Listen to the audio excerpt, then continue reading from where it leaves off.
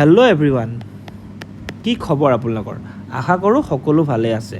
Welcome back to Ankura নায়াছ academy. আমি 1 মাৰ্চৰ পৰা এটা নতুন ছিৰিজ ষ্টাৰ্ট কৰিছিলোঁ, যিটোৰ নাম আছিলে আস্ক সিদ্ধাৰ্থ ছাৰ, য'ত আমি APSC CCE নহ'লে APSC আণ্ডাৰত হোৱা সকলো ধৰণৰ ডিপাৰ্টমেণ্টেল এক্সামৰ GS পেপাৰখন আমি ডিছকাছ কৰি আছিলোঁ। তাত অহা polity, history, geography, Assam part আমি চব ডিছকাছ কৰা প্লেন কৰি ৰাখিছোঁ। সদ্যহতে আমি প্ৰথম দুটা ক্লাছত অকল পলিটি কুৱেশ্যন কৰি আছিলোঁ। আজিও বেলেগ নহ'ব, আজিও আমি প্ৰথম পলিটি ডিছকাছ কৰি আছোঁ, ঠিক আছে নে? আজিও আমি পলিটি কুৱেশ্যন ডিছকাছ কৰি আছোঁ। আজি পেপাৰখন ক'ৰ হৈ জানেনে? আজি পেপাৰখন হ'ল আমাৰ APSC CCE 2022 চনৰ প্ৰিলিমছৰ পেপাৰ। কিহৰ হয়? এক ছেকেণ্ড।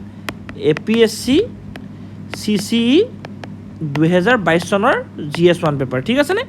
চ' আহকচোন আমি কুৱেশ্যনটো পঢ়ি পেলাই ডিক'ড কৰিব চেষ্টা কৰোঁ।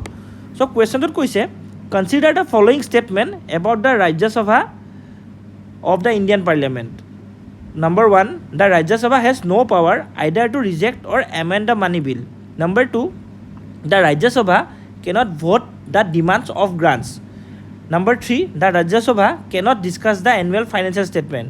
Or number 4, if any question arises regarding whether a bill is money bill or not, the decision of the chairperson of the Rajya Sabha thereon shall not be final. So আহকচোন আমি এইটো ডিক'ড কৰিব চেষ্টা কৰোঁ। Excuse me. প্ৰথমটো কৈছে, the Rajya Sabha has no' power either to reject or amend a money বিল। আমি এইটো ডিক'ড কৰিবৰ কাৰণে আমি প্ৰথম আৰ্টিকেল 109টোৰ কথা জানিব লাগিব।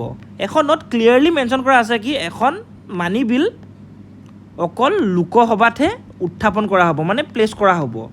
চ' চাওক, ৰাজ্যসভাত কৈছে কি Rajya Sabha has no' power to either reject or amend a money বিল। এইটো শুদ্ধ হয়, কিয় জানেনে? 109ত আৰু এটা কথা মেনশ্যন আছে যে কি ৰাজ্যসভাই এখন মানি বিল না এমেণ্ড কৰিব পাৰিব না ৰিজেক্ট কৰিব পাৰিব, ঠিক আছে? So' point number 1 is totally correct, ঠিক আছেনে? বুজি পালেনে? আৰ্টিকেল 109 মতে পইণ্ট নম্বৰ 1টো একদম কাৰেক্ট, ঠিক আছেনে? আশা কৰোঁ আপোনালোকে পইণ্ট 1টো বুজি পালে। এইটো কিয় ৰাইট হয় আপোনালোকে বুজি পালে, নহয় জানো?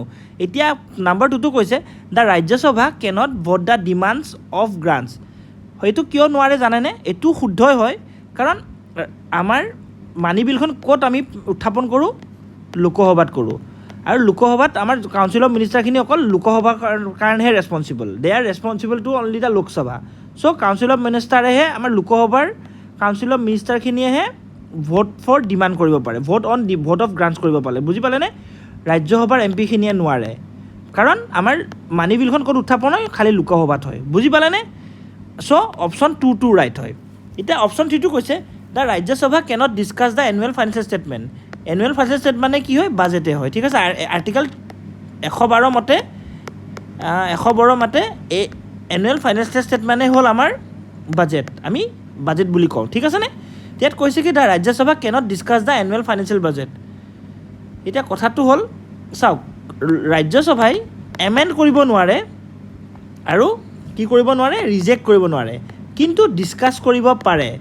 চ' অপশ্যন 3টো ভুল, কাৰণ ইয়াত কৈছে ডিছকাছ কৰিব নোৱাৰে বুলি কৈছে, ডিছকাছ কৰিব পাৰে। চাওক, আমাৰ অপশ্যন 1টো ৰাইট, অপশ্যন 2টো ৰাইট। চাওক, অপশ্যন 1 ৰাইট, 2 ৰাইট, হয়নে?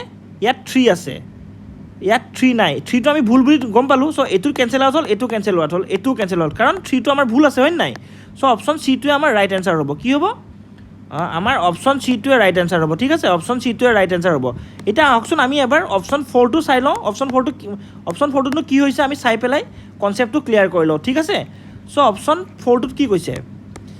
If any question arises regarding whether a bill is money bill or not, the decision of the chairperson of the Rajya Sabha there on shall not be final. কৈছে কি, যদি এখন বিল মানি বিল হয়নে নহয় decide কৰিব লাগে, তেতিয়া ৰাজ্যসভাৰ চেয়াৰপাৰ্চনৰ ডিচিশ্যনটো ফাইনেল নহ'ব। একদম শুদ্ধ কথা, কাৰণ মানি বিল আমি উত্থাপন ক'ত কৰোঁ? লোকসভাত নকৰোঁ জানো? চ' লোকসভাত কোন থাকে? স্পীকাৰ থাকে, লোকসভাৰ স্পীকাৰ থাকে। চ' লোকসভাৰ স্পীকাৰৰহে ডিচিশ্যনটো ফাইনেল হ'ব কি সেইখন বিলখন মানি বিল হয় নে নহয়। ইয়াতো সেইটোৱে কৈছে, খালি অলপ ক্ৰিটিকেলি কৈছে কি chairperson of the Rajya Sabha shall not be final. ইয়াতো একেটাই কৈছে কি চেয়াৰমেন অফ দ্য ৰাজ্যসভাৰ ডিচিশ্যনটো ফাইনেল নহ'ব। চ' অপশ্যন 4টো ৰাইট। আপোনালোকে বুজি পালে কিমান ট্ৰিকিকৈ সুধিছে এই প্ৰশ্নটো? ডাইৰেক্ট ক'ব পাৰিলে কি চেয়াৰপাৰ্চন অফ দ্য ৰাজ্যসভাৰ ডিচিশ্যনটো ফাইনেল নহ'ব, বা লোকসভাৰ স্পীকাৰৰ ফাইনেল হ'ব বুলি ডাইৰেক্ট ক'ব পাৰিলে, কিন্তু তেওঁলোকে অলপ ক্ৰিটিকেলি বস্তুটো কেনেকৈ হৈছে চাওকচোন আপোনালোকে। সুধিছে কি the decision of the chairperson of the Rajya Sabha there on shall not be final. So' এইটোতো একদম ডাইৰেক্টলি ভুল নহয়, এইটো ডাইৰেক্টলি শুদ্ধ হয় নাই, কাৰণ লোকসভাৰ স্পীকাৰেহে আমাৰ ডিচিজন দিব পাৰে মানি বিল হয় নে নহয়। ইয়াতো সেইটোৱে কৈছে decision of the chairman of the Rajya Sabha shall not be final কৈছে। চ' এইটো শুদ্ধ।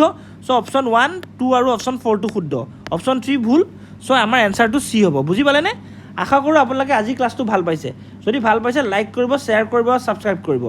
আজি ভিডিঅ'টো ইমানতে সামৰিছোঁ। ধন্যবাদ।